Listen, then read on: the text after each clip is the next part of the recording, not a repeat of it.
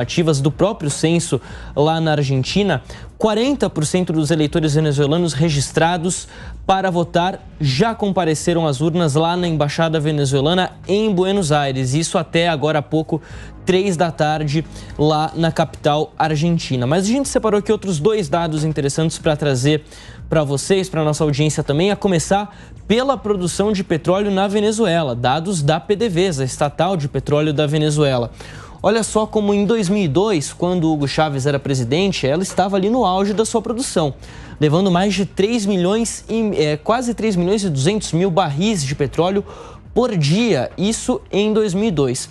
Uma queda momentânea, depois volta para essa estabilidade ali de 3 milhões de barris de petróleo produzidos por dia, até que de fato durante o governo Maduro esse número cai bastante, cai, chega na pandemia, tem uma queda histórica, uma baixa histórica, e em 2024, segundo os últimos dados da PDVSA, o número de barris de petróleo produzidos por dia não passa de 1 milhão, fica em 920 mil barris de petróleo produzidos por dia. Isso dados aí que a gente tem que levar em consideração também o embargo americano que vem desde 2018 após as eleições que foram boicotadas pela oposição.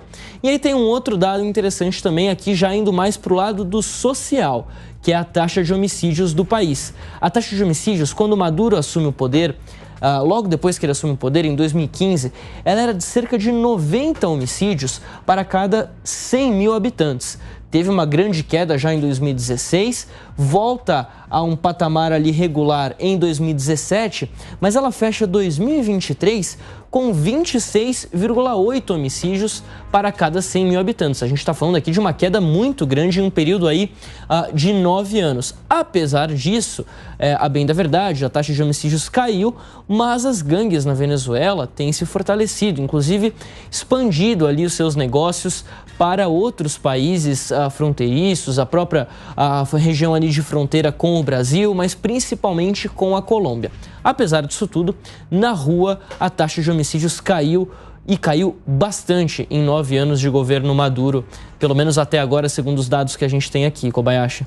Tá aí, mais 2 elementos para a gente discutir aqui com o nosso time, petróleo e segurança. Vamos começar por segurança porque esses dados são interessantes, né? Dá para colocar na tela aí o último gráfico, meu querido Priori? Olha só, a gente está vendo uma redução drástica do número de homicídios a cada 100 mil habitantes. Isso aí contrapõe com o dado da faixa da pobreza, lá de mais de 51,9% das pessoas na faixa da pobreza. Por que eu estou dizendo isso? Porque, historicamente, minha querida Ana Beatriz, a gente tem uma correlação do aumento da faixa da pobreza com o aumento da criminalidade, em especial com os crimes violentos, né? E não é o que os dados mostram. Eu vejo com muita desconfiança esses números em relação à redução da taxa de homicídios, até porque não é uma redução sutil. Uma redução de mais de 80, quase 90, cerca de 90 para cada 100 mil habitantes para 20 e poucos, 26. Ou seja, estranho, né?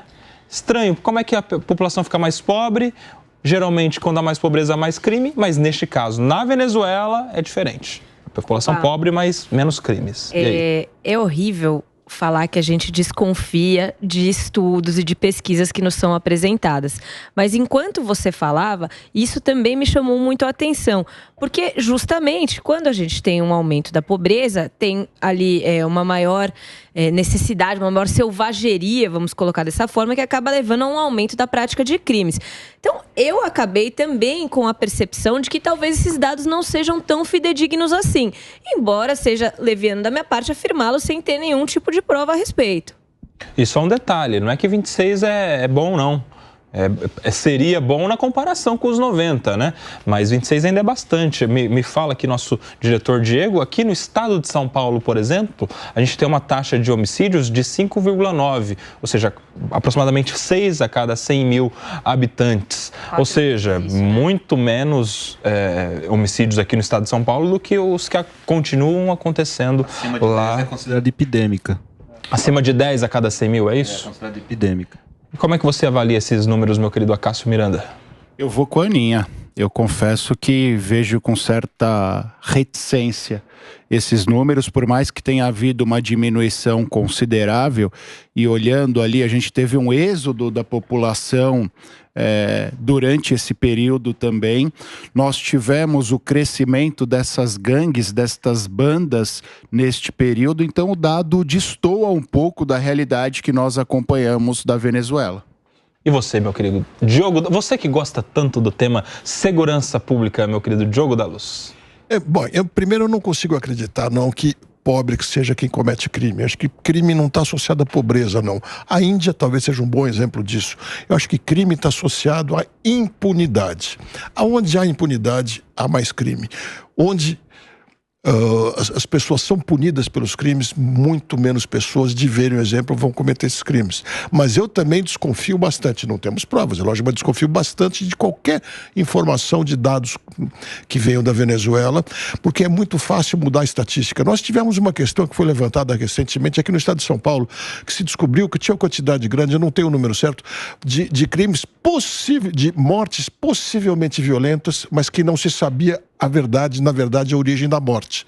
Então, pode ser que na Venezuela tenha mudado as formas estatísticas e tenham deixado em dúvida, uma quantidade gigantesca de mortes e a gente não está vendo. Então, só estudando todas as mortes de um país que a gente pode ter uma mínima ideia. Só para deixar parafraseando claro. Tropa de Elite, morte na praia é afogamento, né? Triste, mas no final das contas é o que se usa em algumas situações. Mas acho que tem um dado que corroboraria isso, né? Sim. Ou seja, quando você tem aquelas brigas na Venezuela, aquelas lutas de gangue, o ultramadurismo, as gangues, os coletivos, em algum momento os territórios vão ser divididos, que nós chamaríamos de organização ali, né? Ou seja, o crime se torna organizado.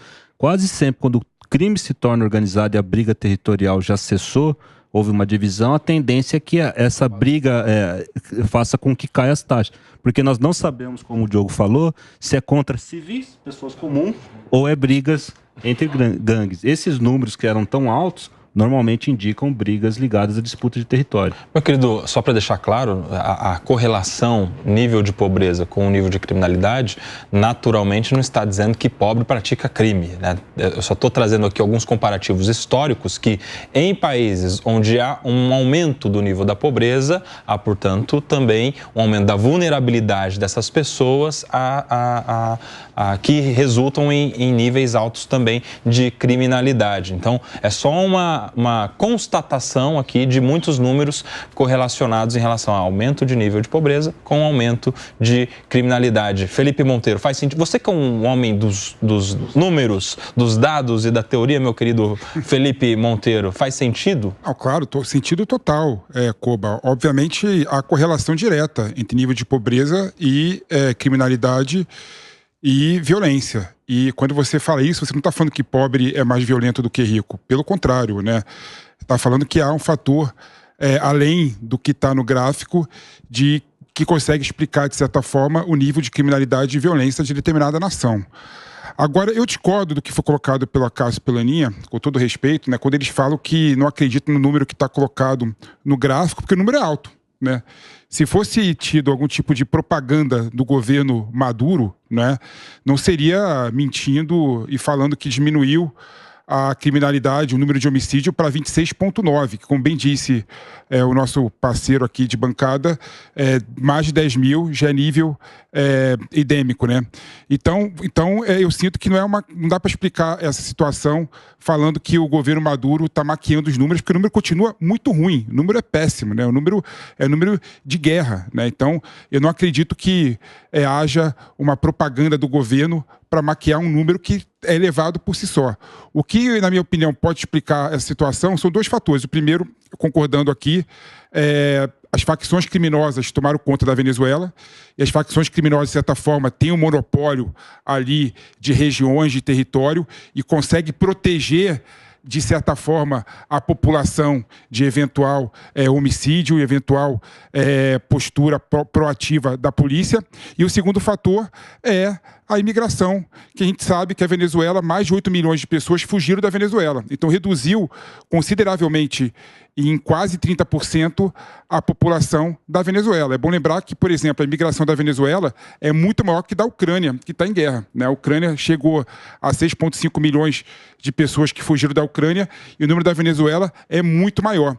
Então, esses dois fatores, na minha opinião, Koba, explicam muito melhor a redução do homicídio da Venezuela, mas a redução do homicídio não significa que a Venezuela é um país seguro. Pelo contrário, reduziu, mas continua elevado e continua sendo um dos países mais violentos da América Latina. Fala, Aninha. Só um comentário em adição ao que você falou, que eu acho que tem sim uma influência muito forte do êxodo da população venezuelana, em especial os jovens, porque a maioria dessas pessoas que estão deixando a Venezuela são jovens e normalmente são eles que estão envolvidos em homicídios. Então isso pode ajudar também a explicar um pouco melhor. E se você reparar, outros crimes, aí sim, em tendência com o que a gente falou desde o começo, eles continuam aumentando. Ah, tem este pequeno detalhe. Crimes patrimoniais continuam aumentando de forma significativa. Muito bem lembrado, observado pela nossa querida Ana Beatriz. Agora,